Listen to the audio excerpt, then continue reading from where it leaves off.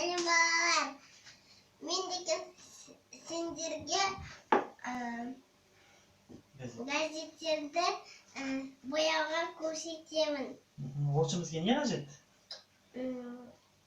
Бояу және ыдыс. Ыдысқа біз не құямыз? Бояу Құямыз. Содан кейін қолымызға не киеміз? Печатка. Қолғап киеміз. Сосын қазір Кәусар сіздерге түтікшелерді газеттен жасалған қалай бояуды көрсетеді. Ал Кәусар көрсет. Батырамыз. Біздің ыдысымыз кішкентай болғандықтан барлығы түгел не істейді? Сыймайды. Сондықтан да біз тек қана жартылай бояймыз. Бір жағы боялды. Жайлап көтереміз. Келесі жағын батырамыз. Дұрыс. Молодец.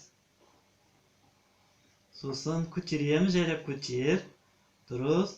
Суын не істейміз? Ағызамыз. Содан кейін қоямыз. Жарайсың. Құлап қалма, сақ бол. Келесі. Марилкаға газеттерімізді батырамыз. Біздің бір жағы боялды.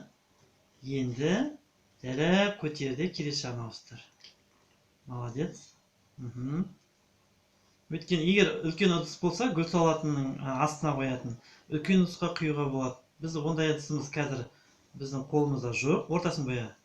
Сондықтан да біздер шағын ғана ыдысқа бояп отырмыз. Соның өзі де жарайды, үй жағдайында бояуға. Үстіне қояу.